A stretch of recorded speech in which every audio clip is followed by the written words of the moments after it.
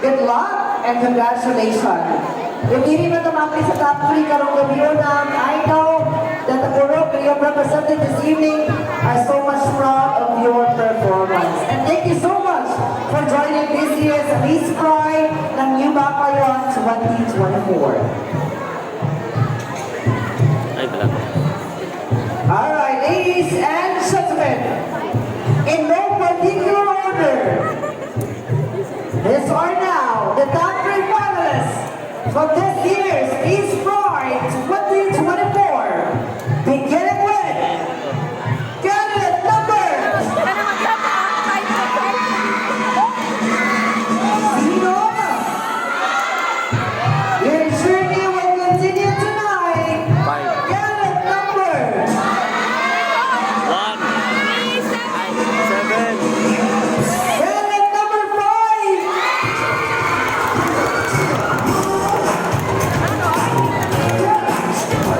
One down, 2 more to go.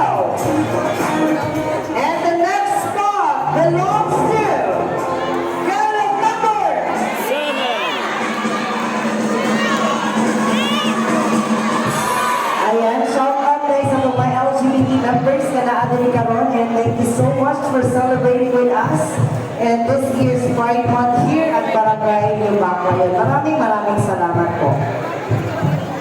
Ladies and gentlemen, the next spot belongs to candidate number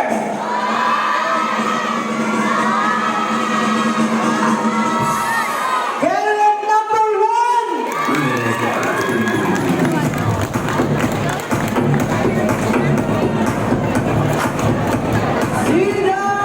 One more to go.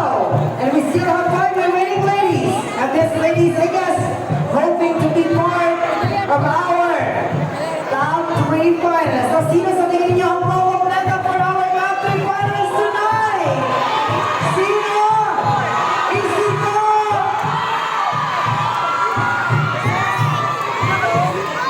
The lady that will complete our top 3 finalists. She is no other than candidate number Sino? Number 2. Alright, we would like to inform everyone that tomorrow we will have our Miss Body Shot, and on June 24 will be the grand coronation night of Onya ng Duga Bayon. And the candidate that will complete our top 3 finalists is candidate number